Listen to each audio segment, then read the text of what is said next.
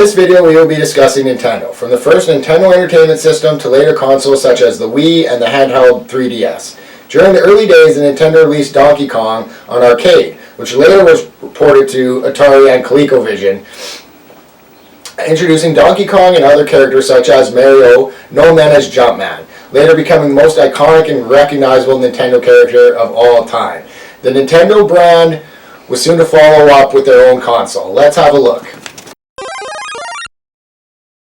Nintendo Entertainment System was released in October of 1985. Several add-ons such as the light gun were released at that time.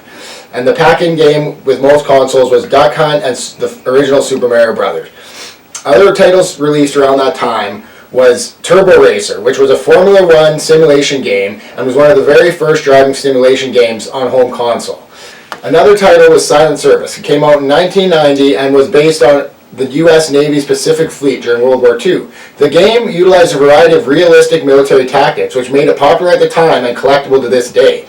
Battletoads was another popular release in 1991, and in the same style of the platforming gameplay as Mario, but more challenging and fast-paced, and featuring the infamously difficult Turbo Tunnel. Later released was the Super Nintendo console in 1990. With better capabilities and graphics than the previous system, Nintendo could port arcade titles quite seamlessly to the NES. Nintendo controlled exclusive rights over what was released on the system, which ensured quality control. Super Mario All-Stars was a compilation of all three Super Mario titles and featured the Lost Levels. One of the best-selling cartridges of the time, also fixed certain glitches and toned down the difficulty on the Lost Levels, which Japanese gamers found fun, but American audiences found too difficult. Street Fighter II Turbo was released in 1994 and became one of their most popular titles.